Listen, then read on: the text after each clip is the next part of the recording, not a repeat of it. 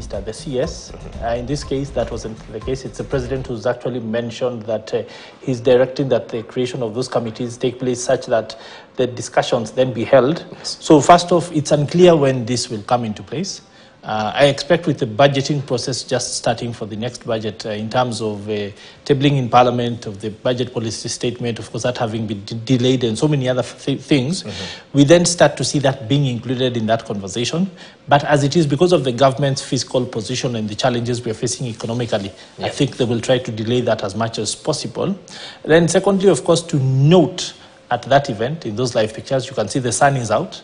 Of course, people starting to enjoy better weather, and that might maybe having contributed to the kind of somber mood and the lack of a crowd in the beginning. Yes. But also maybe indicative of better things to come, because of course, so long as people are working and trying to drive this economy forward, then maybe things might just get better. But the indications of 6% also tallying with the average inflationary pressures that have been there over the past 1 year, averaging at about 7 to 9%, but 7% being what I'd say has been the average inflation rate. Okay. That's almost matching inflation. Well, we definitely had the Kotu Secretary General Francis Atoli push for a figure up to, is it 22.1% in terms of the minimum wage increment. What exactly goes into the thought process in terms of deciding the minimum wage increase? Is it the rate of inflation? What exactly? So there are several different factors, but the reasoning is that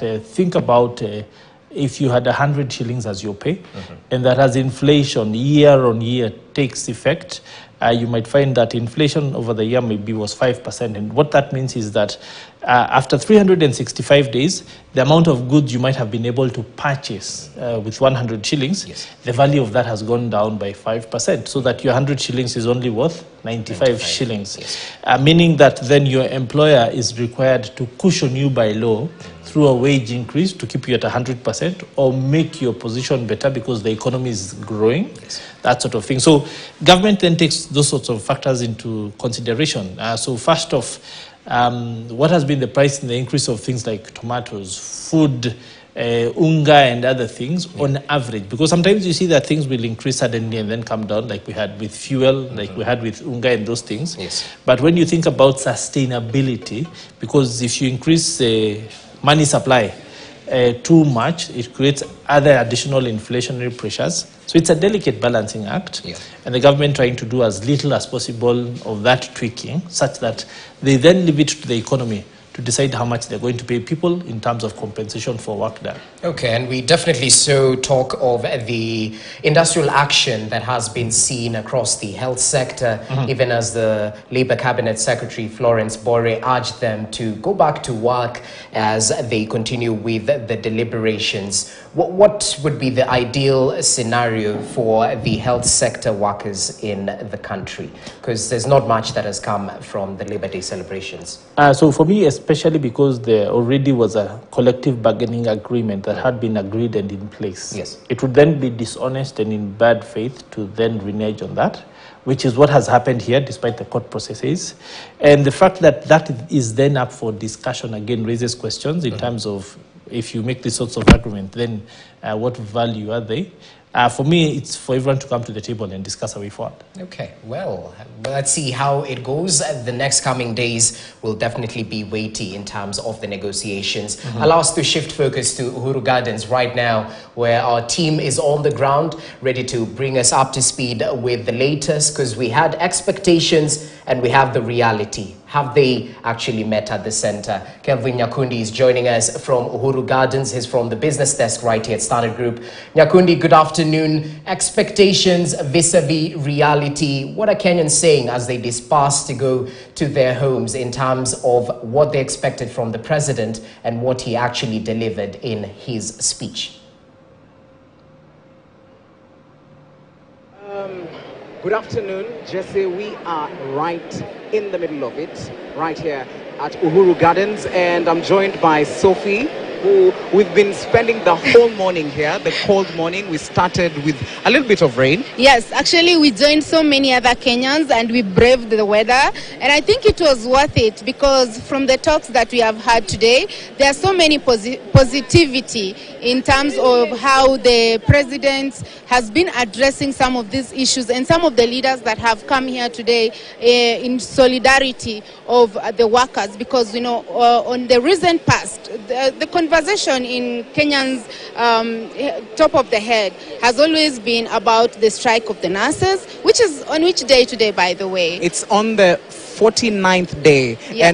and for the nurses is the 30th day since they started their strike. So as we have listened to the president speak, and also the various officials, when you look at the CS for labor and Kotu Secretary General, when they were speaking, they were talking about, first of all, Atwoli telling the president, whatever you have, just give us. We are going to share. We will share. We will share. Sharing is caring. And the president's coming in and also saying that the government doesn't have money to give to the health workers. So from where you sit, or from what has been deliberated today, what do you think is the way forward now for the health workers? Well, Nyakundi, this conversation on workers and pay has really been revolving mostly on the wage bill, because recently, mid of this April, we have seen the government and ministry and the SRC chair, Lynn Mengich, convening the conference at the Bomas of Kenya and to discuss more about the wage bill. And in that wage bill, they had 3 days to discuss about some of the resolutions on how to reduce the wage bill, because currently the wage bill of this country is at 47%. And they are supposed to reduce it to 35%. 35%. That is what the constitution says.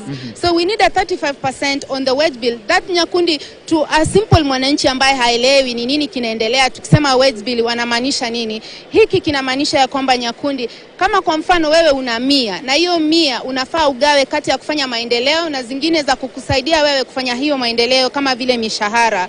Serikali inafaa ichukue 35%, ambaye kama ni 100 kwa mfano, shilingi 35, 35 shillings should be the amount that you are spending on salaries, and the rest of the money should be the amount that you are going to spend on development. So if some of these issues are not resolved, then the government is not going to do any development, because currently it's at 47%. So I guess even with the doctors, as the president was saying, recently you had the CS for public service, Moses Kuria, issuing, and he said that he was going to table at the parliament the contractual agreements with the employment in government institution and public service.